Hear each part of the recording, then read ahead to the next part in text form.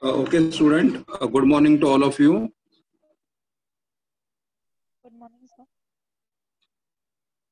sir. Yes, can you able to hear me? Yes. Yes. Okay, thank you. Now see, in the last lecture, we started with the structure of atom. And in the structure of atom, we have said that the Dalton was the first scientist who has said that every matter is made up of small indivisible particle. And small indivisible particle can be called as the atom. मतलब atoms को मतलब हम divide नहीं कर सकते. Atom is the smallest particle of every matter. And this theory of the Dalton was there for almost about 100 years, And then afterward, we had one more scientist and his name is J.J. Thomson. And J.J. Thomson has discovered the cathode rays. He has discovered the cathode rays, and his discovery was, he discovered in the year almost 1896, and he discovered the cathode rays by using a discharge tube. I'll explain what is discharge tube. We are having a very hard glass tube. The tube is fitted with the two electrode. One is acting as a cathode, another one is acting as an anode. Cathode is negative and anode is positive. In that tube, some gas was filled in the tube. Gas was filled in the tube, and the tube was connected to a vacuum pump. और by using the vacuum pump, यहाँ पे pressure उन्होंने reduce कर दिया था, and pressure was reduced to how much? 0.001 millimeter of mercury.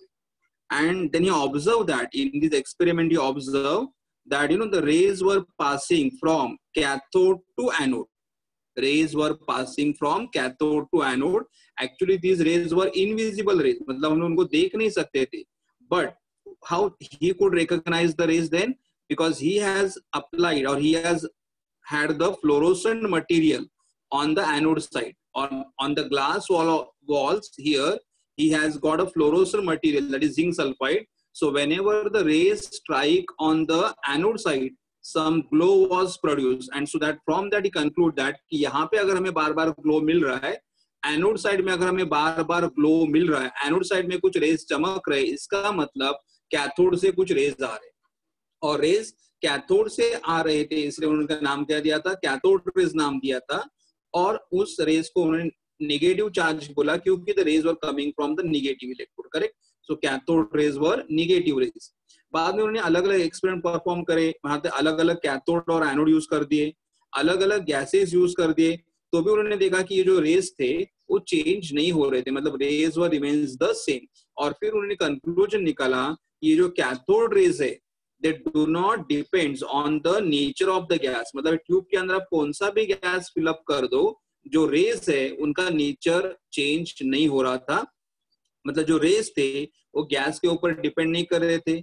यहाँ पे जो रेज प्रोड्यूस हुए थे वो एनोड और कैथोड के ऊपर भी डिपेंड नहीं कर रहे थे. इसका मतलब जो रेज हमें मिल रहे थे they are present in all the matter. They are present in all the matter. मतलब ये जो रेज है, they are the constituent particle of every matter present on the surface of the earth. Correct. And then they discovered that ये जो cathode rays है, ये जो negative rays है, and then they discovered the rays as what? Electron. उनको electron discover कर दिया, and फिर उन्हें electron का मतलब electron का charge मिला. Electron का charge negative था, and the charge of the electron was मतलब 1.6022 into 10 raised to minus 19 coulomb, and this many coulomb can be called as what? 1 unit. So 1 unit, और इलेक्ट्रॉन का charge negative था. उसके बाद उनके पास चार्ज टू मास रेशो था ही, तो charge मालूम था उनको, ये रेशो मालूम था, उससे उन्हें मास मिला. And mass of the electron how much they got? 9.1094 into 10 raised to minus 31 kg. तो इस तरह से उन्हें इलेक्ट्रॉन का चार्ज मिला था, इलेक्ट्रॉन का मास मिला था. ओके. बट देन तो इसीलिए मतलब हमारे जो एटम्स है, मतलब एटम सबसे स्मॉलेस्ट नहीं है, एटम के अंदर और भी एक स्मॉलर पार्टिकल उन्होंने डिस्कवर किया गया था, and that smaller particle inside the atom was electron. Correct. ये एक पार्टिकल डिस्कवर हो गया था. उसके बाद लेकिन साइंटिस्ट के दिमाग में था ही कि मतलब अगर, क्योंकि डाल्टन ने जब अपना डिस्कवरी स्टार्ट किया था, मतलब 100 साल पहले, तब डाल्टन ने बोल के रखा था कि एटम हमारा न्यूट्रल है। मतलब अगर हम कोई भी मैटर का अगर एटम लेंगे तो एटम न्यूट्रल है। एटम न्यूट्रल है मतलब एटम के अंदर, तो अभी तो हमने डिस्कवर कर दिया कि एटम के अंदर निगेटिवली चार्ज पार्टिकल है। निगेटिवली चार्ज पार्टिकल मतलब इलेक्ट्रॉन, हमने उसको नाम दे दिया। तो साइंटिस्ट ने भी सोचा कि अगर एटम के अंदर निगेटिवली चार्ज पार्टिकल है, और डाल्टन ने तो पहले ही बोल के रखा है कि एटम न्यूट्रल है, इसका मतलब एटम के अंदर कुछ तो पॉजिटिवली चार्ज पार्टिकल होना चाहिए। ऐसा मतलब कोर्स ये कोई मतलब एक वन नाइट का इन्वेंशन नहीं था या 10 डेज का इन्वेंशन, ये मतलब बहुत साल तक चलने वाला इन्वेंशन, और ये इन्वेंशन बहुत साल तक चल रहा था। तो उनको पता चला कि मतलब अगर जब डाल्टन ने बोला था एटम न्यूट्रल है, इस और अभी हमने डिस्कवर किया कि एटम के अंदर इलेक्ट्रॉन है और निगेटिवली चार्ज है, इसका मतलब एटम के अंदर कुछ तो पॉजिटिवली चार्ज पार्टिकल होना चाहिए, ऐसा होना चाहिए। And so in the almost around the same year, I can से in around 1830, in the say, like then here we can say scientist, that is Goldstein, or I can write down the heading here as discovery of proton, means we'll say how the proton has got discovered, and discovery was proton done by the scientist called as Goldstein, and he has also worked around the year in 1886। मतलब जो Goldstone ने उनका काम किया वो भी 1886 में उनका भी काम चल रहा था, करेक्ट। तो सबसे पहले गोल्डस्टोन ने क्या किया, तो he has also use the, उन्होंने भी क्या किया, वहां पे डिस्चार्ज ट्यूब भी यूज कर दिया। जे थॉमसन ने जो एक्सपेरिमेंट का सेटअप यूज किया था, उन्होंने भी डिस्चार्ज ट्यूब यूज कर दिया, लेकिन ट्यूब के अंदर उन्होंने दो चेंजेस कर दिए। एक चेंजेस क्या किया, दे चेंज, मतलब गोल्डस्टेन ने क्या किया, he change the pressure, he change the pressure inside the tube.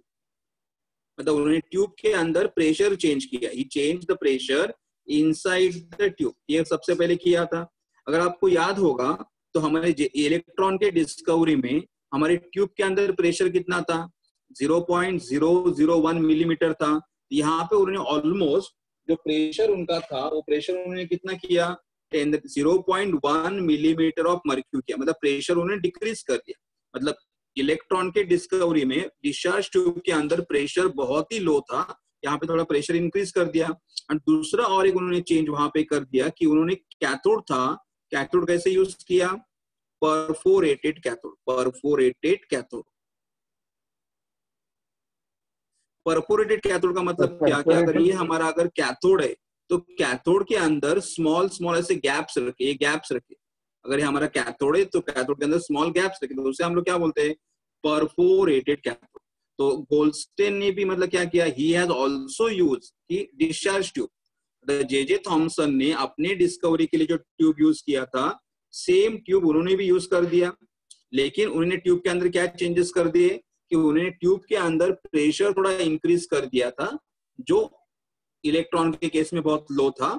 और दूसरा उन्होंने क्या यूज कर दिया, कैथोड तो नॉर्मली मतलब ऐसा कैथोड था जिसके बीच में कुछ भी गैप नहीं था, इसे हम लोग बोलते हैं डिस्क कैथोड, इसे बोलते हैं हम लोग disc cathode. But instead of using the disc cathode, उन्होंने क्या किया, यहाँ पे यूज कर दिया परफोरेट, मतलब कैथोड के अंदर स्मॉल स्मॉल होल्स है, उसे ऐसे टाइप के कैथोड उन्हें यूज कर दी। ओके, तो अभी मैं एक डायग्राम ड्रॉ करूंगा यहाँ पे। तो डायग्राम कैसे आएगा, देखो, hard glass tube, hard glass tube connected to a vacuum pump. यहाँ पे वैक्यूम पंप है, वैक्यूम पंप का जरूरत क्या है,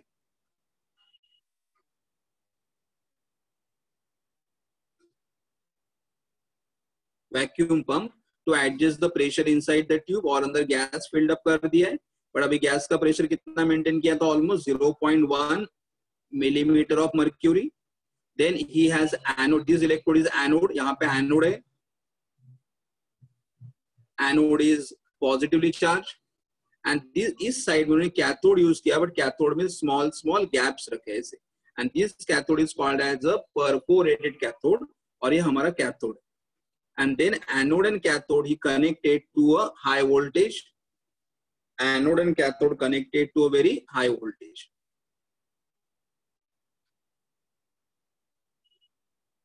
ये हमारा कैथोड. ओके, ये कनेक्शन हुआ उनका. See again they are using a hard glass tube. In the glass tube is filled with the gas and the pressure of the gas was not very low, थोड़ा increase कर दिया 0.1 millimetre of mercury. he has used the anode which is positively charged, and cathode जो use किया था वो cathode कैसे था यहाँ पे, perforated cathode. Perforated का मतलब the cathode having small gaps in between. Okay, and then he started the experiment. Experiment start करने के बाद उन्होंने क्या देखा कि एज यूजुअल कैथोड रेज में क्या हो रहा था, जो रेज कैथोड से निकल रहे थे और they were going towards the anode. मतलब यहाँ पे, मतलब अगर ये गैस पार्टिकल्स है, यहाँ पे गैस पार्टिकल्स थे, करेक्ट, यहाँ पे गैस पार्टिकल्स थे, गैस, कोई भी गैस मतलब. और उन्होंने कैथोड रे में हमने क्या देखा था कि कैथोड से रेज निकल रहे थे and they were striking on the anode side, और हमें यहाँ पे ग्लो मिल रहा था.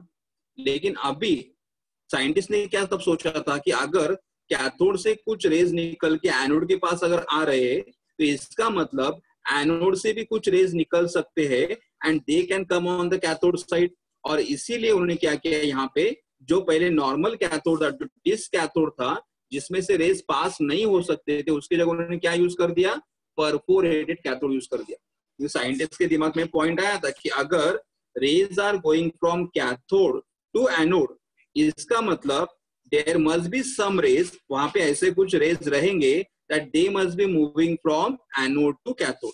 और इसीलिए उन्होंने यहाँ पे क्या यूज कर दिया, इसीलिए उन्होंने क्या यूज कर दिया, परफोरेटेड कैथोड. करेक्ट.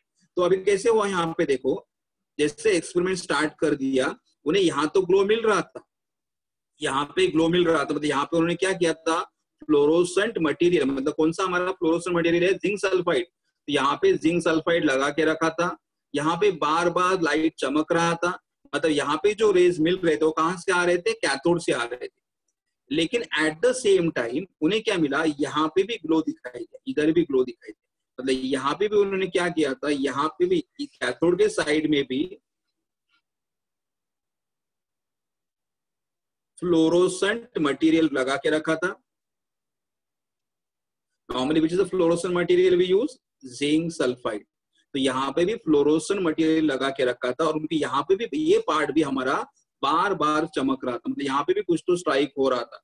तो उन्हें क्या लगा कि यहाँ पे अगर मुझे रेज मिल रहे, यहाँ पे अगर कुछ ब्राइट कलर मुझे मिल रहा है, अगर ये पार्ट कंटिन्यूसली ग्लोज हो रहा है, मतलब जो निगेटिव है, निगेटिव की तरफ लाइट आ रहा है, मतलब लाइट कहाँ से आ रहा होगा, एनोड से आया होगा. Correct.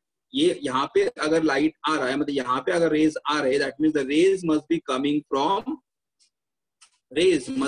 From anode, and that's how here they discover the anode raise.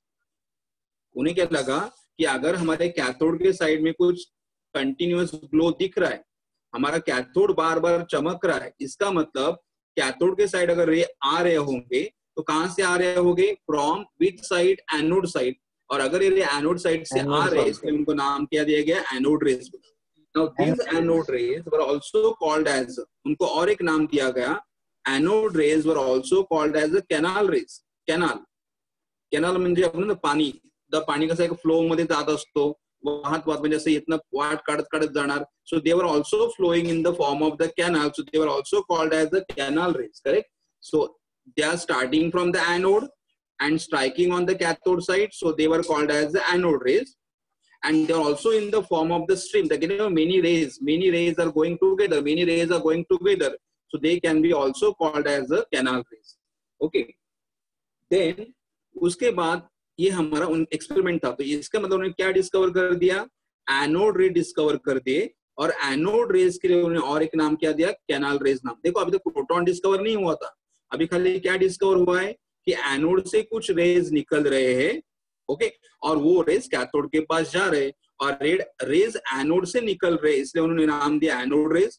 और एनोड से रेज निकल रहे, इसलिए उन्होंने और उनको एक नाम दिया था, they are also called as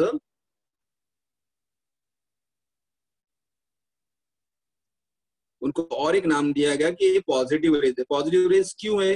because ये कैथोड की तरफ जा रहे, कैथोड का चार्ज निगेटिव है, मतलब इनका चार्ज कौन सा होगा? पॉजिटिव होगा। So therefore the anode raise discover हो गए, जो रेज एनोड से स्टार्ट हो रहे हैं, एनोड से स्टार्ट हो रहे मतलब उनका चार्ज पॉजिटिव है, इसलिए उनको पॉजिटिव रेज भी बोला गया। और they were going in the form of the stream, in the flow, like how the water flows in the canal, and that's why they are also called as the canal rays. तो anode रे discover हो गए। उसके बाद यहाँ पे उन्होंने देखा कि ये रेस कहाँ से फॉर्म हो रहे हैं, उनका कहाँ पे फॉर्म हो रहा है। तो सबसे पहले मतलब इनका रेस का ओरिजिन देखा। सो ओरिजिन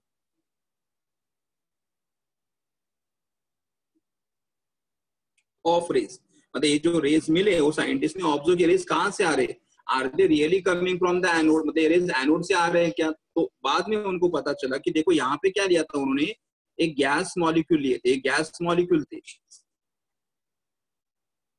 एक गैस मॉलिक्यूल थे। लाइक फॉर एग्जांपल अगर मैंने यहाँ पे हाइड्रोजन मॉलिक्यूल लिया और उसके ऊपर अगर मैंने करंट पास कर दिया तो hydrogen molecule will change into what? Hydrogen atom.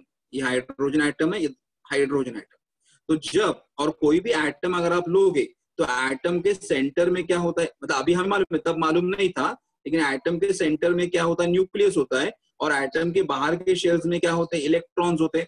देखो वो टाइम पे मतलब इन द अराउंड 1886 साइंटिस्ट को मालूम नहीं था कि एटम के अंदर न्यूक्लियस है, करेक्ट। तब खाली इलेक्ट्रॉन डिस्कवर हुआ था। लेकिन ऐसा हम लोग एज्यूम करेंगे कि अभी हमें मालूम है कि एटम के सेंटर में क्या रहेगा? न्यूक्लियस रहेगा, और बाहर क्या रहेंगे? इलेक्ट्रॉन रहेंगे। तो इसका मतलब जब ये कैथोड रेज मतलब निगेटिव रेज, एक कैथोड रेज किसके ऊपर स्ट्राइक हुए? एक गैस पार्टिकल के ऊपर। एक कैथोड रेज किसके ऊपर स्ट्राइक हुए? गैस पार्टिकल के ऊपर, इनके ऊपर स्ट्राइक हो गए। और एक कैथोड रेज एक गैस पार्टिकल के ऊपर स्ट्राइक होने के बाद उन्होंने यहां से किसको बाहर निकाला? इलेक्ट्रॉन को बाहर निकाला। ये cathode rays स्ट्राइक्ड on the gas molecule, और गैस मॉलिक्यूल से क्या बाहर निकला? इलेक्ट्रॉन। और ये इलेक्ट्रॉन मतलब कैथोड रे कहाँ चला गया? यहाँ पे चला गया। लेकिन अगर यहां से देखो, अगर हम सिंपल एग्जांपल है, अगर ये हाइड्रोजन एटम है, इससे इलेक्ट्रॉन अगर बाहर निकलेगा तो यहाँ पे क्या बचेगा? पॉजिटिव चार्ज बचेगा। या हमें मालूम है अगर कोई भी एटम से इलेक्ट्रॉन निकलने के बाद क्या बचता है? पॉजिटिव आयन बचता है। सिंपल एग्जांपल लो, सोडियम का एटॉमिक नंबर 11 है। तो सोडियम से अगर आप एक इलेक्ट्रॉन बाहर निकालोगे तो हमें क्या मिलेगा? Na+ मिलेगा। एक सिंपल लॉजिक है कि अगर हम लोग कोई भी एटम से अगर इलेक्ट्रॉन निकलवा दे, इलेक्ट्रॉन निकलने के बाद जो बचेगा वो हमारे पास क्या बचेगा? कैटायन बचेगा। तो इसका मतलब यहाँ पे क्या हुआ कि ये कैथोड रेस जो थे ये गैस मॉलिक्यूल्स के ऊपर अटैक करने लगे, और गैस मॉलिक्यूल्स के ऊपर अटैक करने के बाद गैस मॉलिक्यूल से क्या बाहर निकले? इलेक्ट्रॉन बाहर निकले। ओके, और इलेक्ट्रॉन बाहर निकलने के बाद ये जो गैस मॉलिक्यूल्स है उनका चार्ज कैसे बना? पॉजिटिव बना। ओके, और जो इलेक्ट्रॉन्स थे वो कहाँ थे? मूव हो रहे थे, एनोड साइड में जा रहे थे, वो इन the form of cathode rays. लेकिन ये जो पॉजिटिव आयन जो फॉर्म हुए थे, मतलब गैस से क्या बना था? पॉजिटिव आयन जो बने थे, ये पॉजिटिव आयन कहाँ जा रहे थे? कैथोड की तरफ जा रहे थे। ये positive ion were moving towards the cathode. इसका मतलब एनोड से कुछ नहीं निकल रहा था, इसका मतलब एनोड से कुछ भी नहीं निकल रहा था। जो हमारे कैथोड रेज गैस के ऊपर अटैक कर रहे थे, गैस के ऊपर अटैक करने के बाद गैस से क्या बाहर निकल रहा था? इलेक्ट्रॉन। और इलेक्ट्रॉन कैथोड रेज के फॉर्म में कहां पे जा रहा था? एनोड के साइड चला जा रहा था, करेक्ट। लेकिन ये जो यहाँ पे पॉजिटिव आयन जो फॉर्म हुए, ये जो पॉजिटिव आयन जो फॉर्म हुए, they were moving towards the cathode. इसका मतलब उन्हें क्या पता चला कि ये जो हमने जो एनोड रे जो डिस्कवर किए थे, ये जो एनोड सॉरी जो यहाँ पे हम लोगों ने जो एनोड रे जो डिस्कवर किए थे, जिनका चार्ज जो पॉजिटिव हम लोग बोल रहे थे, वो क्या एक्चुअली थे? वो एक्चुअली देवर कैटायन और you can say here 1 minute, they were gaseous cation. क्या थे? कैटायंस ऑफ गैसेस थे, they were the cations of gases. Yes, किसी को कुछ पूछना है? सर आप पीडीएफ सेंड करने वाले हैं ना इसका? काय म्हणतोस? सर याचं पीडीएफ सेंड करणार आहेत ना? पीडीएफ करणार सेंड करणार. मागच्या लेक्चर नाही मिळालं तुम्हाला? मिळाले सर. हा, मी विष्णू सरांना सेंड करेन आणि मग सर तुम्हाला सेंड करतील, ठीक आहे? हाँ सर, चालेल. हाँ हाँ. तुम्हाला काही डाऊट वगैरे असेल तर विचारा मराठीमध्ये, म्हणजे असं काही नाही, कारण काही मुलं आपले नॉन महाराष्ट्र वगैरे आहेत ना, मग त्यांना कळत नाही, म्हणून जरा हाँ सर हिंदीमध्ये सांग. हाँ ठीक आहे. नाही हाँ सर अदरवाइज मी आतापर्यंत नेहमी मराठीमध्ये सांगायचो. हाँ हाँ तो, अरे तो यहाँ पे क्या हो रहा है कि ये जो देखो यहाँ से जो कैथोड से जो रेज निकल रहे हो वो इलेक्ट्रॉन को बाहर निकल रहे, इलेक्ट्रॉन बाहर निकलने के बाद एटम का चार्ज कैसे बनेगा, positive, and positively charged ions are called as the cation. तो हमारे यहाँ जो गैसेस जो बचेंगे वो गैसियस कैटायन थे, और ये कैटायन यहाँ पे जा रहे हैं कैथोड की तरफ. करेक्ट. सो जो हमारे एनोड रेस थे या हमारे जो भी पॉजिटिव रेस थे वो एक्चुअली क्या थे, हमारे गैस कैटायंस थे. तो they were the gaseous cation. Like for example, अगर हम लोगों ने यहाँ पे ट्यूब के अंदर हीलियम गैस लिया, हीलियम, तो हीलियम गैस अगर ले लिया तो हीलियम का एटॉमिक नंबर 2 है. तो अगर हीलियम ने एक इलेक्ट्रॉन लूज किया तो क्या बनेगा, +1. या हीलियम ने अगर 2 इलेक्ट्रॉन लूज किया तो क्या बनेगा, +2. मतलब यहाँ पे हीलियम गैस अगर ले लिया तो हीलियम से इलेक्ट्रॉन बाहर निकल जाएगा, तो यहाँ पे क्या बचेगा, हीलियम प्लस या हीलियम +2 बचेगा. एंड यहाँ पे जो पॉजिटिव चार्ज फॉर्म हो रहा था, they are going towards the cathode. तो फिर अभी उनको क्या पता चला कि हमें तो एनोड जो रेज, हमें एनोड ऐसा सोचा था कि जो एनोड रेज है, जो पॉजिटिव रेज है, वो एक्चुअली एनोड से नहीं आ रहे थे. तो कहां से आ रहे थे कि हमारे ट्यूब के अंदर जो गैस था वो गैस से फॉर्म क्या हुआ था, गैसियस कैटायन फॉर्म हुए थे, और वो कैटायन कहां पे जा रहे थे, कैथोड की तरफ जा रहे थे. वो कैटायन कैथोड की तरफ जा रहे थे. करेक्ट. तो ये हमारा ओरिजिन था, तो जो हमारे रेज थे. ओके. उसके बाद फिर उन्होंने क्या किया, इसके प्रॉपर्टी स्टडी की. उन्होंने क्या किया, ये जो हमारे कैनाल रेज है, कैनाल रेज के प्रॉपर्टी स्टडी की. तो कैनाल रेज के क्या क्या प्रॉपर्टी स्टडी किए, again same as the cathode rays. सबसे पहला प्रॉपर्टी क्या था, so properties of canal rays. इस कैनाल रेज के प्रॉपर्टीज क्या थे, the first property here, these rays, these rays also travel in straight line. These rays also travel in straight line. ये जो हमारे रेज है, they also travel in the straight line. Like cathode, हमारे cathode rays भी straight line में travel कर रहे थे, और ये रेज भी हमारे स्ट्रेट लाइन में ट्रेवल कर रहे. So they travel in the straight line. Second point, उन्हें क्या देखा कि अगर मैंने यहाँ पे इलेक्ट्रिक फील्ड अगर लगा दिया, यहाँ पे इलेक्ट्रिक और मैग्नेटिक फील्ड अगर लगा दिया, electric field and magnetic field, अगर और मैंने इस एंड को रखा नेगेटिव और इस एंड को अगर मैंने रखा पॉजिटिव, तो उनको क्या पता चला कि ये जो रेज जो स्ट्रेट जा रहे थे, the rays were getting deflected toward which side, positive side. The rays were getting deflected toward which side, positive. मतलब अगर मैंने यहाँ पे इलेक्ट्रिक फील्ड अगर अप्लाई कर दिया, ट्यूब के दोनों साइड में अगर मैंने इलेक्ट्रिक फील्ड अप्लाई कर दिया, एक साइड में इलेक्ट्रिक फील्ड नेगेटिव था, एक साइड में इलेक्ट्रिक फील्ड पॉजिटिव था, और रेज जब पास होने लगे तो क्या मैंने देखा कि मुझे बार बार ग्लो इस साइड में मिल रहा था, जो नॉर्मली यहाँ पे मिल रहा था, अभी यहाँ पे ग्लो मुझे मिलने लगा. इसका मतलब ये जो कैटायंस है वो कहाँ पे मूव हो रहे, नेगेटिव फील्ड के साथ मूव रहे. मतलब इनका चार्ज कैसा रहेगा, पॉजिटिव था. मतलब इसे उन्हें पता चला कि ये जो हमारे एनोड रेज है, हमारे एनोड रेज का चार्ज कौन सा आ रहा है, पॉजिटिव आ रहा है. पॉजिटिव कैसे पता चला, बिकॉज इन इलेक्ट्रिक फील्ड, मतलब इलेक्ट्रिक फील्ड अप्लाई करने के बाद ये रेज कहां पे डिफ्लेक्ट हो रहे थे, नेगेटिव साइड में डिफ्लेक्ट हो रहे थे. और हमें मालूम है अगर हमारे रेज नेगेटिव साइड में डिफ्लेक्ट होंगे, मतलब रेज का चार्ज कौन सा रहेगा, पॉजिटिव रहेगा. करेक्ट. तो इन्हें यहाँ पे पता चला. सो सेकेंड पॉइंट क्या लिखेंगे हम लोग, in presence of,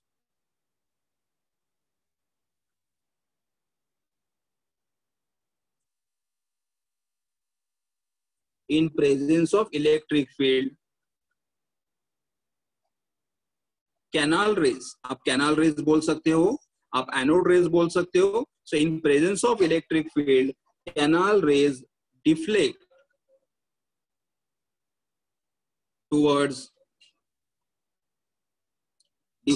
towards the negative electrode.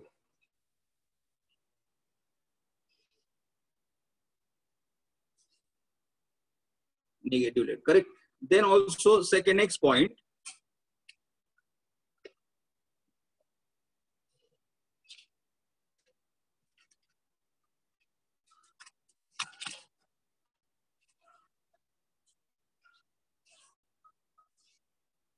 Next point उन्होंने क्या ऑब्जर्व किया, तो next point they also observe here that canal rays, मतलब या हमारे एनोड रेज है, canal raise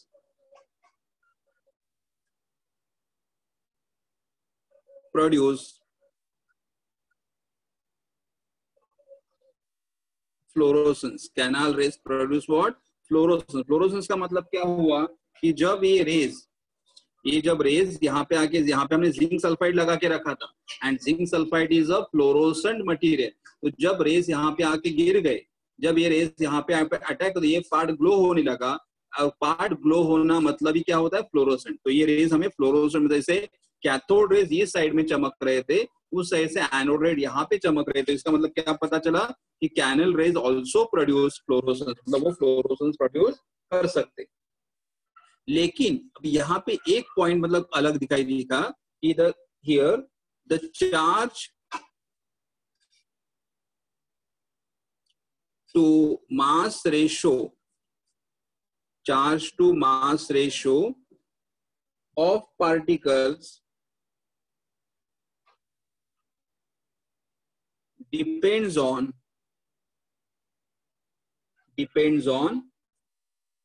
the gas in the discharge tube.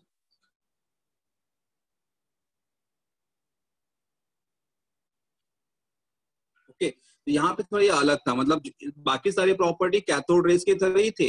अलग प्रॉपर्टी यहाँ पे क्या दिखाई दिया कि यहाँ पे जो चार्ज टू मास रेशो था, तो कैथोड रेज में क्या बोला था हम लोगों ने कि वहां पे जो चार्ज टू मास रेशो था वो सब पार्टिकल के लिए, मतलब सब गैसेस के लिए, सब कैथोड के लिए, सब एनोड के लिए सेम था, वो चेंज नहीं हो रहा था। लेकिन यहाँ पे क्या दिखाई दिया हमें कि चार्ज टू मास रेशो था जो was depends upon what gas present in the discharge tube।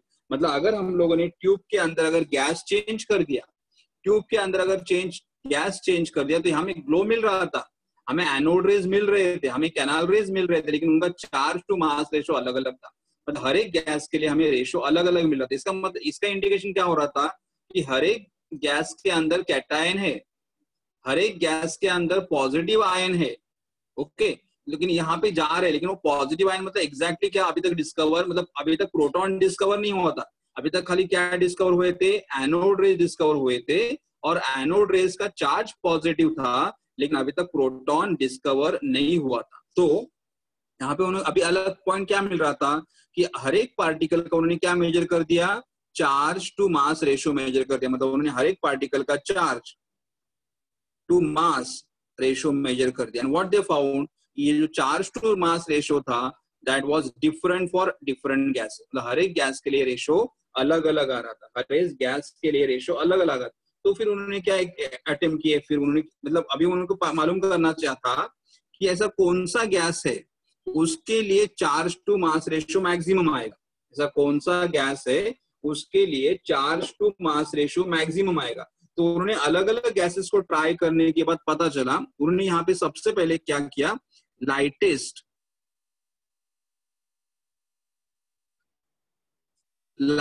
Gas use किया। और among we know that among all the gases available in the nature the lightest gas is hydrogen। हमें मालूम है कि हमारे पास अभी तक, मतलब वो टाइम पे तो बहुत कम गैसेस अवेलेबल थे, लेकिन जो भी गैसेस तब अवेलेबल थे उन सबके गैस में लाइटेस्ट गैस कौन सा था, हाइड्रोजन था। तो उन्होंने मतलब सब गैस को ट्राई कर दिया, और उनका एफर्ट्स क्या था, for they wanted to find out maximum charge to mass ratio किस गैस के लिए आएगा। They wanted to find out maximum charge to mass ratio कौन से गैस के लिए आएगा। तो उन्होंने मतलब अलग अलग गैस ट्राई कर दिए, हाइड्रोजन, हीलियम, नियॉन, सब गैस ट्राई कर दिए। फिर उन्होंने क्या किया, लाइटेस्ट गैस लिया, which is lightest gas, hydrogen. और हाइड्रोजन गैस लेने के बाद उन्हें पता चला कि फॉर हाइड्रोजन गैस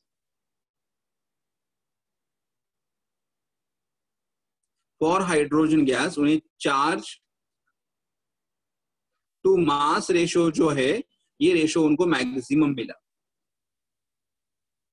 मतलब सब गैसेस के लिए उनको इतना तो पता चल रहा था कि हर एक गैस के लिए उसका चार्ज टू मास रेशो अलग अलग आ रहा है। मतलब हाइड्रोजन लो तो अलग आ रहा था, हीलियम लो तो अलग आ रहा था, नियॉन लो तो अलग आ रहा था, हर गैस के लिए उनका चार्ज टू मास रेशियो अलग आ रहा था। तो उन्होंने सब गैसेस के ट्राई किया। सबसे बाद उन्होंने लाइटेस्ट गैस कौन सा लिया? हाइड्रोजन लिया, because we know that among all the gases available in the nature सबसे लाइटेस्ट गैस कौन सा है? हाइड्रोजन। और हाइड्रोजन गैस के लिए उन्हें क्या पता चला? चार्ज टू मास का रेशियो मैक्सिमम था। Charge to mass ratio maximum था, इसका मतलब हाइड्रोजन का मास कैसे? बिकॉज देखो ये रेशियो और ये मास इनवर्सली प्रोपोर्शनल है, ये mass and maximum value inversely proportional. तो अगर हमें ये रेशियो मैक्सिमम मिल रहा है मतलब mass of the hydrogen is going to be what? Minimum. मतलब among all the gases hydrogen has a minimum mass. तो अभी यहाँ पे उनको पता चला कि हाइड्रोजन का मास अगर मिनिमम है तो फिर उन्होंने कैसा किया कि अगर हमने डिस्चार्ज ट्यूब में एक हाइड्रोजन गैस ले लिया तो हाइड्रोजन गैस पहले क्या होगा? ब्रेक होकर क्या फॉर्म करेगा? हाइड्रोजन एटम फॉर्म करेगा। हाइड्रोजन गैस के ऊपर अगर मैंने इलेक्ट्रिक करंट पास कर दिया तो hydrogen gas will change into what? Hydrogen atom. And हमें मालूम है हाइड्रोजन एटम का एटॉमिक नंबर 1 है, मतलब अभी हमें मालूम है लेकिन तब शायद नहीं मालूम, लेकिन एटॉमिक नंबर 1 है। तो एटॉमिक नंबर 1 है तो हमें मालूम है एटॉमिक नंबर 1 मतलब हाइड्रोजन के पास प्रोटॉन कितना रहेगा? 1। और अभी मालूम है इधर प्रोटॉन डिस्कवर नहीं हुआ था, हाइड्रोजन के पास प्रोटॉन 1 है और हाइड्रोजन के पास इलेक्ट्रॉन भी कितना? 1 है। तो अगर ऐसा मैंने डायग्राम अगर ड्रॉ कर दिया कि ये हमारा न्यूक्लियस है, ये हमारा शेल्स है, proton are in the nucleus, तो यहाँ पे प्रोटॉन रहेगा और इलेक्ट्रॉन यहाँ पे इलेक्ट्रॉन रहेगा। तो डिस्चार्ज ट्यूब में क्या हो रहा था कि जो कैथोड से रेज आ रहे थे वो कैथोड के रेज किसको निकाल रहे थे? इलेक्ट्रॉन को निकाल रहे थे। तो हाइड्रोजन के केस में एक प्रोटॉन है एक इलेक्ट्रॉन है, तो ये इलेक्ट्रॉन अगर निकल जाएगा, ये इलेक्ट्रॉन अगर निकल जाएगा तो यहाँ पे खाली क्या बचेगा? फिर प्रोटॉन बचेगा। और कितने प्रोटॉन बचेंगे? 1। कितने प्रोटॉन बचेंगे? 1। तो इसका मतलब फिर ये जो प्रोटॉन बचा यहाँ पे जो मतलब क्या बचा? H प्लस बचा, बिकॉज हमारे पास H था, H में से एक इलेक्ट्रॉन निकल गया, H में से एक, बिकॉज हाइड्रोजन का एटॉमिक नंबर 1 है तो प्रोटॉन भी एक रहेगा इलेक्ट्रॉन भी एक रहेगा। और उसके ऊपर जब गैस कैथोड रेज जब अटैक करेंगे तो कैथोड रेज अटैक कर कैथोड रेज ने इलेक्ट्रॉन को निकाल दिया, तो न्यूक्लियस में क्या बचा? 1 positive charge and 1 positive charge मतलब 1 प्रोटॉन बना। तो ये हमारा प्रोटॉन डिस्कवर हुआ। क्या डिस्कवर हुआ? प्रोटॉन। मतलब जब उन्होंने हाइड्रोजन गैस को यूज कर दिया तो हाइड्रोजन गैस के लिए charge to mass ratio maximum था। Okay, charge to mass ratio maximum था। ये रेशियो मैक्सिमम मतलब हाइड्रोजन का मास मिनिमम हुआ। और फिर हाइड्रोजन का हमें मालूम था कि एटॉमिक नंबर 1 है, एटॉमिक नंबर 1 है मतलब प्रोटॉन भी 1 है इलेक्ट्रॉन भी 1 है। तो अगर मैंने यहाँ पे कैथोड रेज अगर पास कर दिया और ये इलेक्ट्रॉन अगर निकल जाएगा तो यहाँ पे क्या बचा? +1 एंड +1 चार्ज, +1 चार्ज, +1 चार्ज मतलब ओनली 1 प्रोटॉन, +1 चार्ज मतलब ओनली 1 प्रोटॉन। तो इसे प्रोटॉन का डिस्कवरी हुआ। इसका मतलब हाइड्रोजन के अंदर एक प्रोटॉन है, हाइड्रोजन के अंदर एक प्रोटॉन है। तो अलग अलग एलिमेंट में अलग अलग प्रोटॉन होते हैं। अगर हमने हीलियम लिया तो हीलियम का एटॉमिक नंबर 2 है, तो वहां पे कितने प्रोटॉन्स है? 2 है। अगर हमने नियॉन लिया तो नियॉन का एटॉमिक नंबर 10 है, तो उसके पास 10 प्रोटॉन है। करेक्ट? ओके, तो एक मिनट रोहित, तो यहाँ पे उन्हें क्या पता चला कि हाइड्रोजन के पास एक प्रोटॉन है, मतलब एक प्रोटॉन है, मतलब सब एलिमेंट्स में प्रोटॉन है but the number of protons are different. मतलब इससे उन्हें पता चला कि अभी तक जब तक ये डिस्कवर नहीं हुआ था तब उनको क्या पता चल रहा था खाली कि एनोड रेज पॉजिटिव है, एनोड रेज पॉजिटिव है and anodes are rays are going from the anode side to cathode side. Correct? लेकिन बाद में उन्हें पता चला कि इन केस ऑफ हाइड्रोजन, मतलब अगर हमने hydrogen, in case of hydrogen मतलब हाइड्रोजन के केस में, इन केस ऑफ हाइड्रोजन जो हमारे एनोड रेज है, जो हमारे एनोड रेज है, उन एनोड रेज को हम लोग क्या बोल सकते हैं?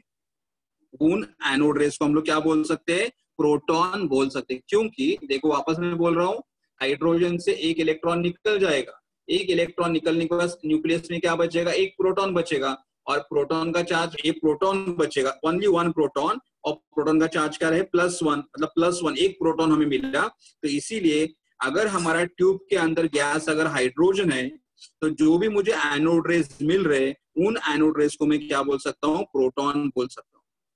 ओके, उन्हें क्या बोल सकता हूँ, प्रोटॉन बोल सकता हूँ। और फिर बाद में उन्हें जो, और इसका, इस प्रोटॉन का उन्होंने क्या कैलकुलेट कर दिया, मास कैलकुलेट कर दिया। इस प्रोटॉन का उन्होंने क्या कैलकुलेट कर दिया, मास कैलकुलेट कर दिया। करेक्ट।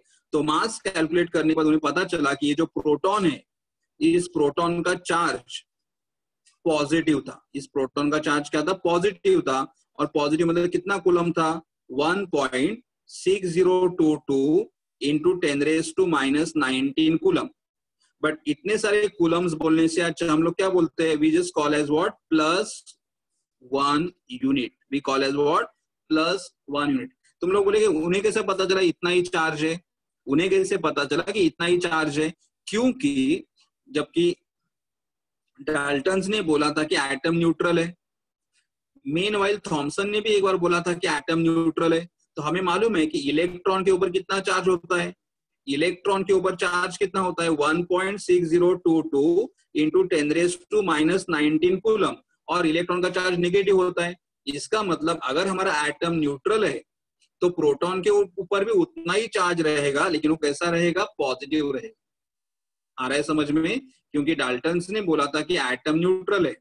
बाद में इलेक्ट्रॉन डिस्कवर हुआ था, इलेक्ट्रॉन का चार्ज भी डिस्कवर हुआ था, निगेटिव भी था। तो फिर साइंटिस्ट ने सोचा कि अगर हमारा एटम न्यूट्रल है, इसका मतलब प्रोटॉन के ऊपर चार्ज पॉजिटिव होना चाहिए। और कितना चार्ज होना चाहिए, वो भी 1.6022 इंटू 10⁻⁻19 कूलम, क्योंकि अगर ये चार्ज पॉजिटिव रहेगा, इतना चार्ज अगर पॉजिटिव रहेगा तो ही वो इलेक्ट्रॉन के चार्ज को क्या कर पाएगा, न्यूट्रल कर पाएगा। और इसीलिए प्रोटॉन का चार्ज होता है। बट वी नो दैट इतने सारे कूलम्स को हम लोग क्या बोलते हैं, 1 यूनिट। क्या बोलेंगे, 1 यूनिट। तो हमारा प्रोटॉन का चार्ज पॉजिटिव है। प्रोटॉन का चार्ज पॉजिटिव मिलने के बाद हमें प्रोटॉन का मास भी मिला, प्रोटॉन का मास मिल रहा। और मास कितना प्रोटॉन का था, 1.672 ये mass of proton into 10⁻⁻27 kg। मतलब हमें यहाँ पे जो एक सिंगल प्रोटॉन जो मिला, इस सिंगल प्रोटॉन का इतना चार्ज था। बाद में उसका मास जो मुझे मिला, वो मास कितना आ रहा था, 1.6726 इंटू 10⁻⁻27 kg। और ये जो मास था, मास ऑफ प्रोटॉन जो हमारा था, mass of proton was 1837 times of electron. मतलब इसे इमेजिन कर सकते हो कि हमारा प्रोटॉन बहुत बहुत ही हेवी था। देखो हमारे, अगर आप याद में रहेगा, लास्ट लेक्चर में हमने इलेक्ट्रॉन का मास कितना बोला था मैंने, 9.1 इंटू 10⁻31 kg बोला था। करेक्ट। ओके, सो यहाँ पे प्रोटॉन का जो मास उनको मिला था, ये इलेक्ट्रॉन के कितने टाइम्स था, इलेक्ट्रॉन के 1837 टाइम्स ऑफ इलेक्ट्रॉन था। मतलब proton is much more heavier than the electron. मतलब इलेक्ट्रॉन से बहुत ही ज्यादा हेवी क्या था, प्रोटॉन्स था। करेक्ट। तो ये हमारा प्रोटॉन का मास किलोग्राम में है, बट हमें किलोग्राम में बहुत ही स्मॉल है, मेजर नहीं कर सकते। तो we measure in which unit, AMU। AMU का मतलब atomic mass unit। an atomic mass unit are also called as what, unified। तो फिर यूनिफाइड में मास कितना आएगा, यूनिफाइड में वैल्यू कितनी आएगी, 1.00727 1.00727 AMU 1.00727 AMU। इसी तरह, और बाद में अभी इसे नाम उन्होंने प्रोटॉन दे दिया। हाइड्रोजन का एक इलेक्ट्रॉन निकलने के बाद जो न्यूक्लियस में जो चार्ज बचा उसे उन्होंने प्रोटॉन बोला। और ये सिंगल प्रोटॉन था, सिंगल प्रोटॉन का चार्ज क्या था, प्लस था। प्लस मतलब +1 मतलब कितना, 1.6022 इंटू 10⁻⁻19 कूलम था। एक प्रोटॉन का मास कितना आ रहा था, 1.6726 इंटू 10⁻⁻27 kg आ रहा था। And this mass of the proton was 1837 times of electron. फिर उन्होंने पता चला कि जब वहां पे ट्यूब के अंदर जब अलग अलग गैसेस उन्होंने ले लिए, अलग अलग गैसेस जब ले लिए, तो यहाँ पे जो उनको मास मिल रहा था वो इसके मल्टीपल में था, इसके मल्टीपल में था। मतलब अगर प्रोटॉन का मास आ रहा है 1.6726 इंटू 10⁻⁻27 kg, तो हीलियम में ये मास डबल आ रहा था। लिथियम में ये मास मतलब अलग अलग जो हमें बाकी के गैस में जो मास मिल रहा था या बाकी के गैस में जो हमें प्रोटॉन मिल रहे थे या पॉजिटिव चार्ज जो मिल रहा था, इसके मल्टीपल में आ रहा था। तो इसके लिए उनको ये पता चला कि हर एक एलिमेंट में पॉजिटिव चार्ज है, हर एक एलिमेंट में प्रोटॉन है, but the number of proton in every elements are different. क्योंकि उनके पास एक प्रोटॉन का चार्ज था, उनके पास एक प्रोटॉन का मास था, तो बाकी के एलिमेंट्स में जो प्रोटॉन के मास मिल रहे थे वो अलग अलग मिल रहे थे। तो दे थॉट कि हर एक एटम के अंदर प्रोटॉन है, हर एक एटम्स के अंदर पॉजिटिव चार्ज है, बट जो एलिमेंट्स के अंदर जो नंबर ऑफ प्रोटॉन्स है वो डिफरेंट है। Number of protons are different. जैसे हाइड्रोजन के केस में 1 प्रोटॉन है, हीलियम के केस में 2 प्रोटॉन है, नियॉन के केस में 10 प्रोटॉन है। तो इस तरह हमारा प्रोटॉन का डिस्कवरी हुआ। करेक्ट। अच्छा, अभी आप कुछ पूछना चाहते हो क्या प्रोटॉन्स के बारे में? कुछ डाउट है क्या आपको? देखो, नॉर्मली डिस्कवरी से रिलेटेड कोई क्वेश्चन नहीं पूछता, लेकिन कैसे हमें टॉपिक में थोड़ा इंटरेस्टिंग लगने के लिए या टॉपिक के बारे में थोड़ा बेसिक आइडिया होने के लिए मालूम होना चाहिए कि इलेक्ट्रॉन, देखो ये एक्चुअली इलेक्ट्रॉन के बारे में बहुत डिस्कवरीज हुई थी, प्रोटॉन के बारे में भी बहुत डिस्कवरीज हुई थी, but these are the successful one, ये जो बहुत सक्सेसफुल हुए। No doubt. ओके, ठीक है।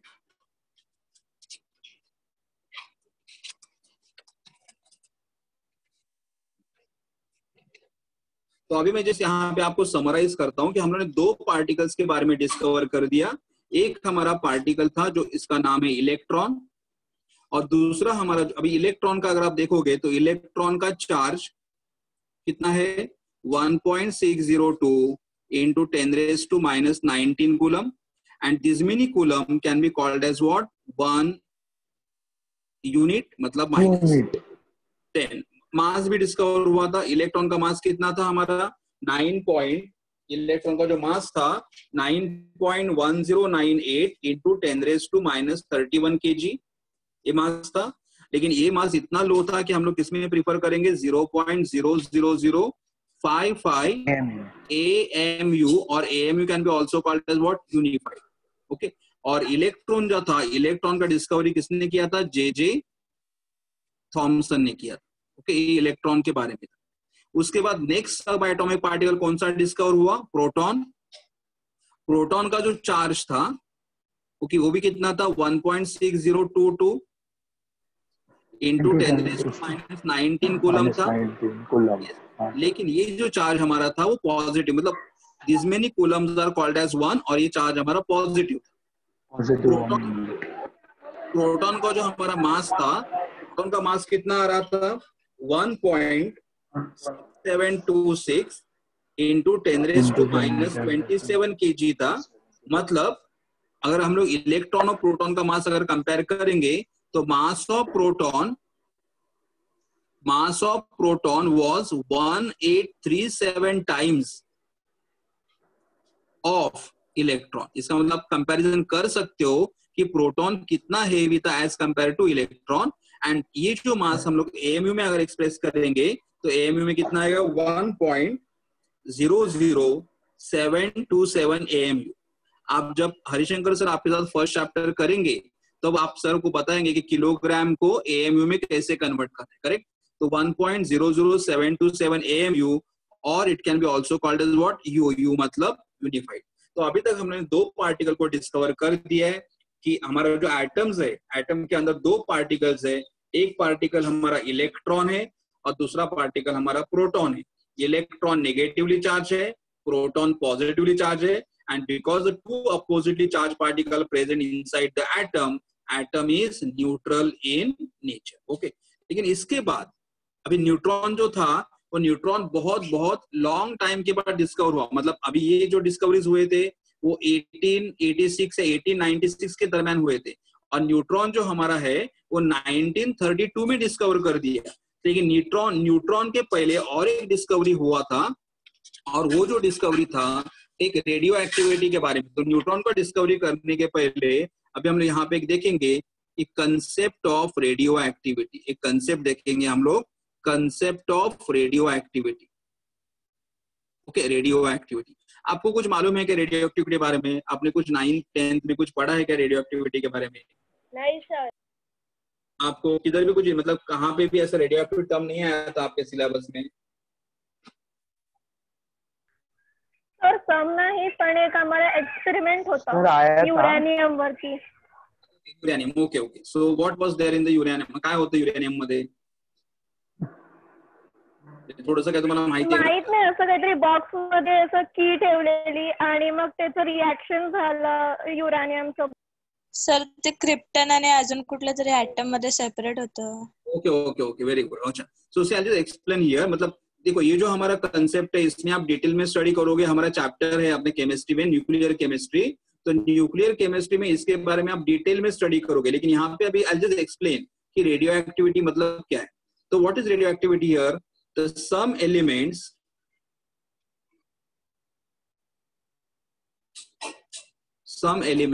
are unstable. Or I can say the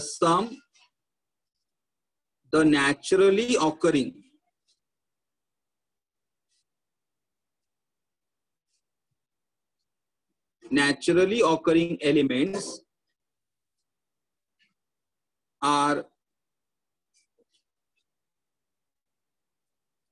unstable. मतलब नेचर में हमें जो कुछ एलिमेंट्स मिल रहे हैं वो नेचुरली अनस्टेबल है. तो नेचुरली अनस्टेबल है, but this unstable element wants to become stable.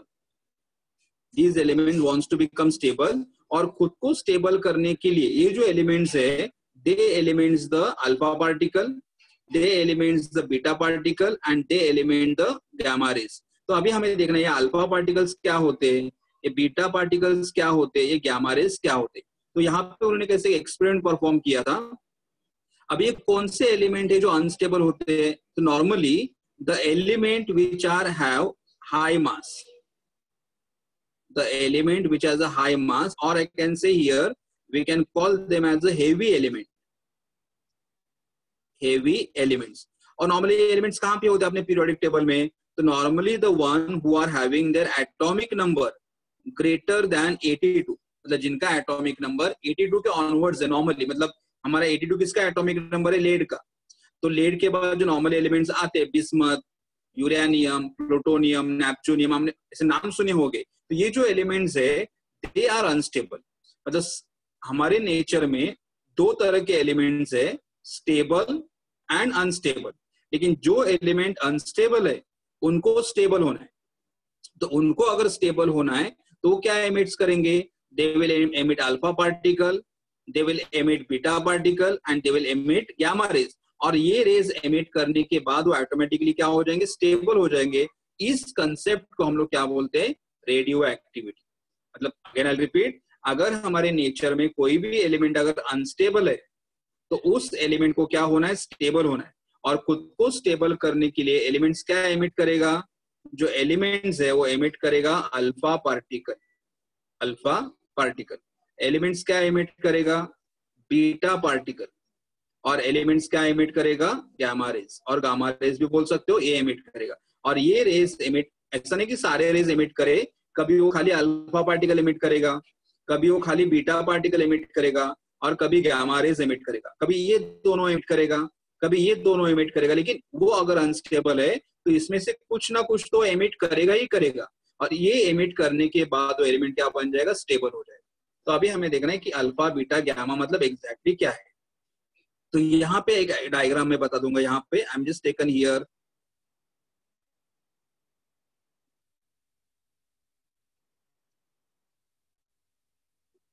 normally here I have taken element and these element are called as a radioactive element. The element is called as a radioactive element. Radioactive मतलब जो element radiation emit करेगा उसे हम लोग क्या बोलते हैं?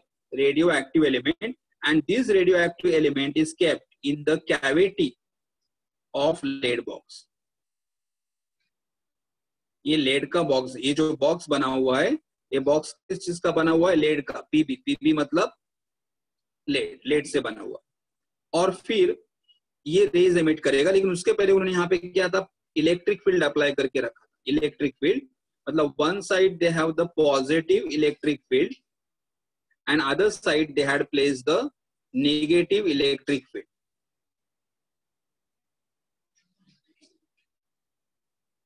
Positive electric field और इस साइड में क्या था, निगेटिव इलेक्ट्रिक फील्ड था। और यहाँ पे ऊपर भी उन्होंने एक प्लेट लगा के रखा था, यहाँ पे एक प्लेट लगा के रखा था, उस प्लेट को हम लोग बोलते हैं photographic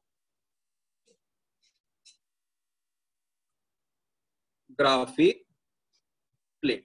photographic plate, photographic plate मतलब क्या, वही मतलब यहाँ पे एक प्लेट लगाने का, प्लेट को जिंक सल्फाइड लगा देने का, जिंक सल्फाइड। यहाँ पे भी हम लोगों ने जिंक सल्फाइड लगा के रखा था, यहाँ पे भी जिंक सल्फाइड लगा के रखा था, क्योंकि ये जो रेज है वो इनविजिबल रेज है।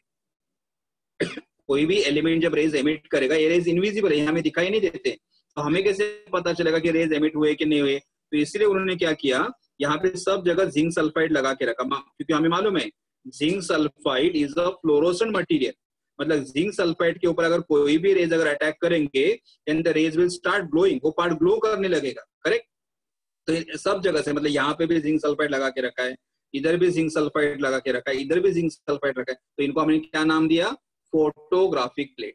और फिर उन्होंने ऑब्जर्व किया कि ये जो रेडियो एक्टिव एलिमेंट है, ये रेडियो एक्टिव एलिमेंट 3 टाइप के रेडिएशन एमिट कर। 3 टाइप कैसे पता चला, तो उनको ग्लोज यहाँ पे मिल रहा था, उनको ग्लोज यहाँ पे मिल रहा था, और कुछ ग्लो यहाँ पे मिल रहा था। तो इसलिए उनको पता चला कि अगर 3 बार, मतलब 3 अलग अलग साइड में कुछ तो चमक रहा है, मतलब ये एलिमेंट 3 टाइप के पार्टिकल बोल सकते हो, या 3 टाइप के रेस को एमिट कर रहा है। तो कुछ रेस यहाँ पे एमिट हो रहे थे, इधर हमें कुछ ग्लो मिल रहा था, करेक्ट। कुछ रेस हमें यहाँ पे मिलते रहे थे, इधर मिल रहे थे, और कुछ बार हमें यहाँ पे ग्लोस मिला। तो ऐसे अलग अलग, मतलब ये रेस हमें दिखाई नहीं दे पड़ रहे थे, लेकिन हमें क्या दिखाई दे रहा था कि ये जो पार्ट है वो बार बार चमक रहा था, ये जो पार्ट है बार बार चमक रहा था, और ये पार्ट बार बार चमक। इससे उन्हें पता चला कि ये जो हमारा रेडियो एक्टिव एलिमेंट है वो 3 टाइप के रेस को एमिट कर रहा है, करेक्ट, 3 टाइप के रेस को एमिट कर रहा है। तो सबसे पहले उन्होंने क्या देखा, एक मिनट, थोड़ा मैं करेक्शन करता हूँ स्टूडेंट, यहाँ पे मैं निगेटिव फील्ड लिख देता हूँ और यहाँ पे मैंने पॉजिटिव कर देता हूँ। yes. तो सबसे उन्होंने क्या देखा कि देखो ये रेज जो निगेटिव साइड की तरफ जा रहे, जो रेज निगेटिव साइड की तरफ जा रहे, मतलब इन रेज का चार्ज कौन सा होगा, पॉजिटिव होगा। जो रेज निगेटिव प्लेट की तरफ जा रहे या निगेटिव फील्ड की तरफ जा रहे हैं, मतलब उनका चार्ज पॉजिटिव रहेगा, और इनका चार्ज अगर पॉजिटिव रहेगा, करेक्ट। तो उन्होंने क्या किया, जो पॉजिटिव रेस थे, पॉजिटिव रेस को क्या नाम दिया, अल्फा पार्टिकल। जो हमारे पॉजिटिव रेस थे, पॉजिटिव रेस को नाम क्या दिया, अल्फा पार्टिकल, अल्फा पार्टिकल। और अल्फा पार्टिकल जो होते हैं, उन्होंने उसके सिंबल क्या यूज कर दिया, हीलियम। अल्फा पार्टिकल के लिए सिंबल क्या यूज कर दिया, हीलियम। और हमें मालूम है हीलियम का चार्ज कितना होता है, एटॉमिक नंबर 2 है, एटॉमिक नंबर 2 मतलब 2 प्रोटॉन, करेक्ट। और हीलियम का मास कितना होता है, 4 AMU, करेक्ट। तो ये जो यहाँ से जो देखो रेस कहाँ पे जा रहे हैं, निगेटिव साइड में जा रहे हैं। अगर रेज निगेटिव साइड में जा रहे हैं, मतलब इनका चार्ज कौन सा होगा, पॉजिटिव होगा। और ये पॉजिटिव रेस को उन्होंने स्टडी कर दिया, इस पॉजिटिव रेस को उन्होंने स्टडी करने में उनको पता चला ये जो पॉजिटिव रेस थे उनका चार्ज +2 था, ये जो पॉजिटिव रेस थे उनका मास 4 था, करेक्ट, चार्ज +2 था, उनका मास 4 था। और ये चार्ज और ये मास किसकी तरह मैच हो रहा था, हीलियम की तरह मैच हो रहा था। ये चार्ज और मास किसके साथ मैच हो रहा था, हीलियम की तरह मैच हो रहा था। इसलिए हम लोग ऐसा बोलते हैं alpha particle are helium nucleus.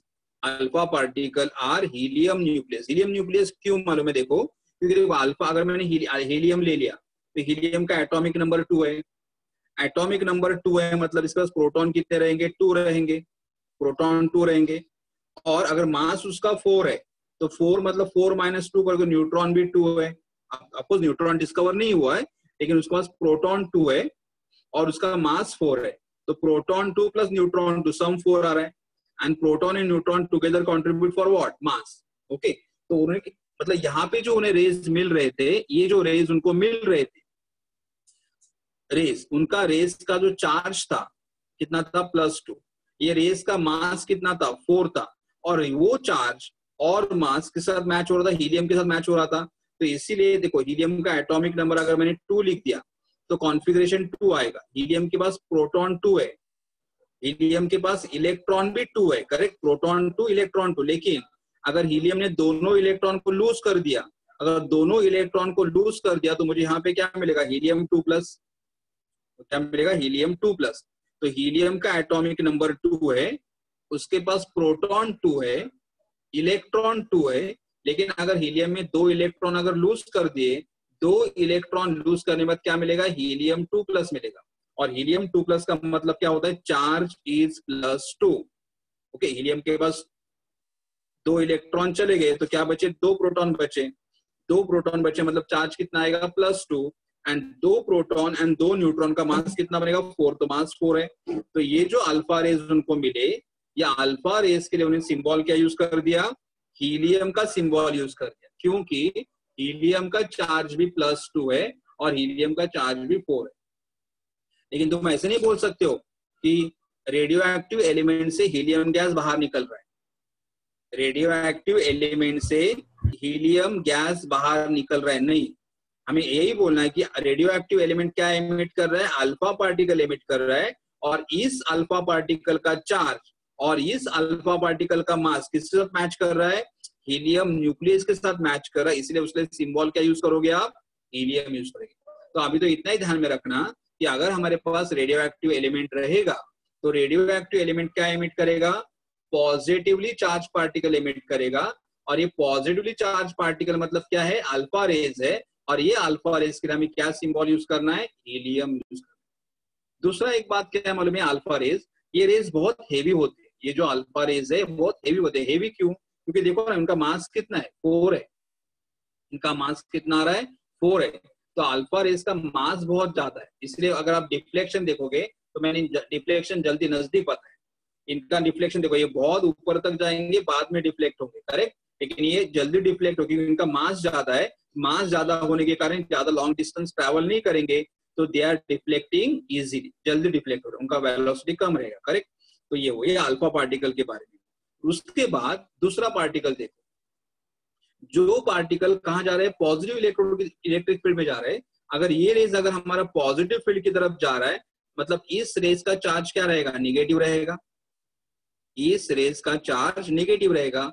And negatively charge particle जो यहाँ पे मिल रहे थे, नेगेटिवली चार्ज पार्टिकल जो यहाँ पे मिल रहे थे, उन्होंने उनको नाम दिया बीटा पार्टिकल। क्या नाम दिया, beta, beta particle. Beta particle उन्होंने नाम दिया। अभी बीटा पार्टिकल में थोड़ा देख लेते, बीटा पार्टिकल मतलब क्या है।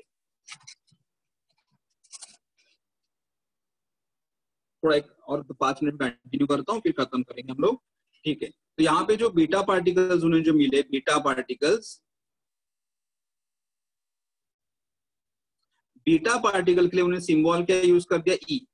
ई सिंबल क्यों यूज कर दिया, क्योंकि जो बीटा पार्टिकल्स हमें मिले थे, बीटा पार्टिकल का जो मास था, mass of beta particle was same as electron. Mass of the beta particle was same as electron, almost same था। तो इसलिए उन्हें सिंबल ई। और बीटा पार्टिकल का जो चार्ज था, चार्ज नेगेटिव था। तो यहां से जो रेज बाहर निकले, जो रेज पॉजिटिव फील्ड की तरफ जा रहे थे, उनका जो चार्ज नेगेटिव है वो इलेक्ट्रॉन की तरह था, उनका मास भी इलेक्ट्रॉन की तरह था। इसलिए उन्हें सिंबल क्या यूज कर दिया, इलेक्ट्रॉन। और हम लोग मालूम है इलेक्ट्रॉन हम लोग कैसे लिखते हैं, चार्ज ऑफ -1। एंड इलेक्ट्रॉन का मास कितना एएमयू में होता है, 0.00055। तो ये निग्लिजिबल लिखा, निग्लिजिबल। और ये इलेक्ट्रॉन, तो बीटा पार्टिकल के लिए उन्होंने क्या सिंबल यूज कर दिया, इलेक्ट्रॉन सिंबल यूज कर दिया। लेकिन अब ऐसे नहीं बोल सकते हो यहाँ पे कि ये एलिमेंट रेडियो एक्टिव है तो ये इलेक्ट्रॉन बाहर भेज रहा है, नहीं।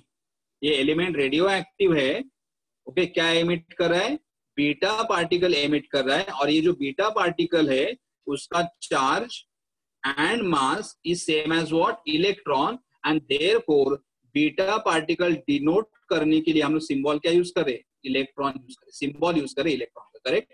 और थर्ड टाइम तीसरा पार्टिकल जो यहाँ पे था, जो मतलब हमें डिफ्लेक्शन यहाँ पे दिखाई देगा, हमें डिफ्लेक्शन यहाँ, सॉरी, हमें बार बार ग्लो यहाँ पे मिल रहा था, यहाँ पे बार बार चमक कुछ रहा था। इसका मतलब ये जो रेस आ रहे, ये नेगेटिव साइड में भी नहीं गए, ये रेस पॉजिटिव साइड में भी नहीं गए, यहाँ पे कंटिन्यूसली स्ट्राइक करे। इसका मतलब इस रेस को कोई भी चार्ज नहीं है, कोई भी चार्ज नहीं है।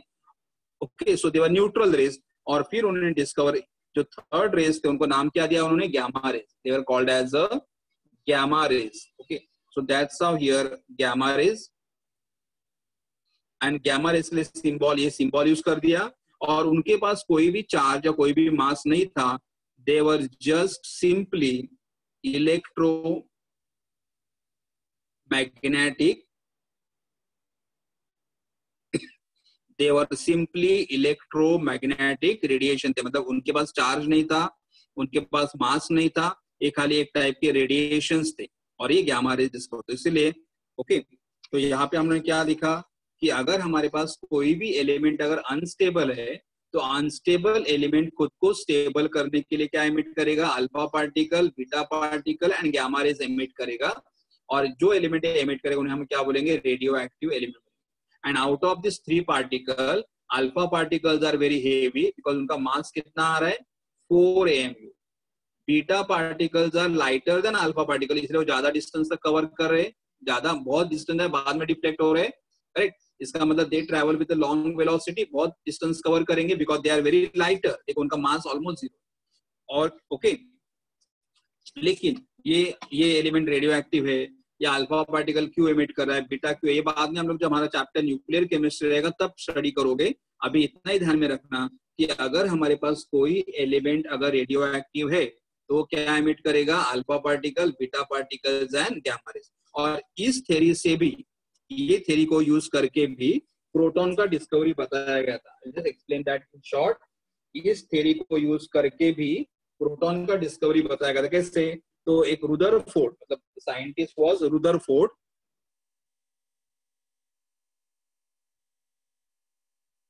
Rutherford has shown the existence. Rutherford has shown the existence of proton by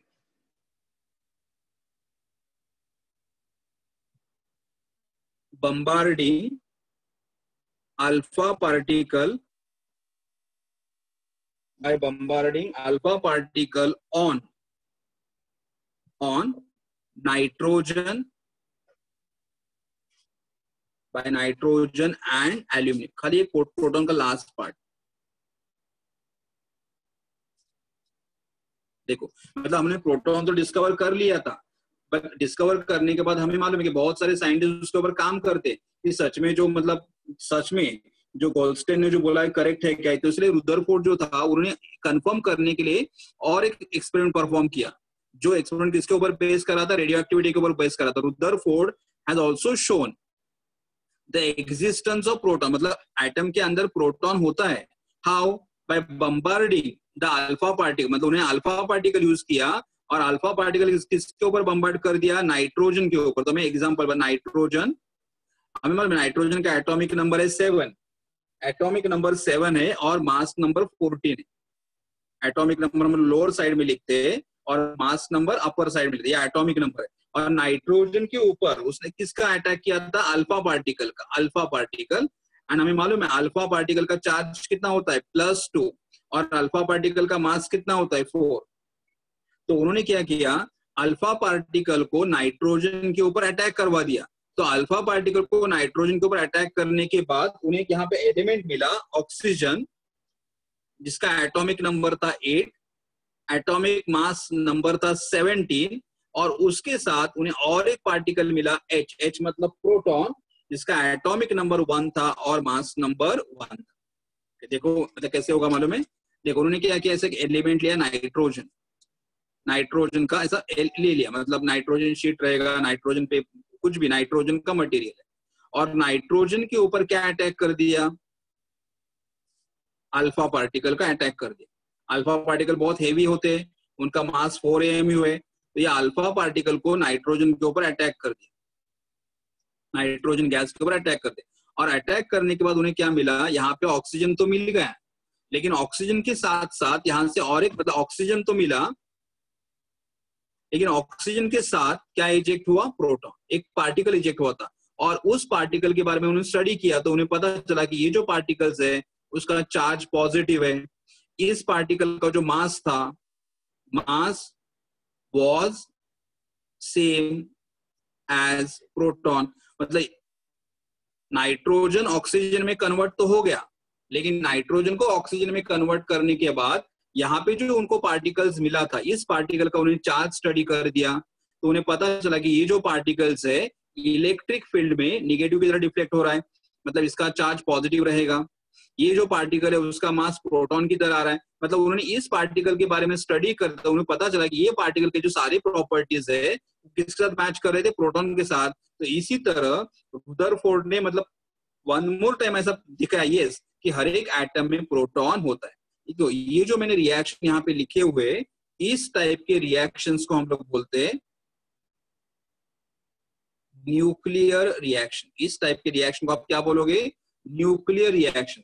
देखो नॉर्मली मतलब C+O2CO2 बोलेंगे तो उसको केमिकल रिएक्शन बोलते हैं, लेकिन अगर मैंने रिएक्शन इस फॉर्म में लिखा तो उनको क्या बोलते हैं हम लोग, न्यूक्लियर रिएक्शन बोलते हैं।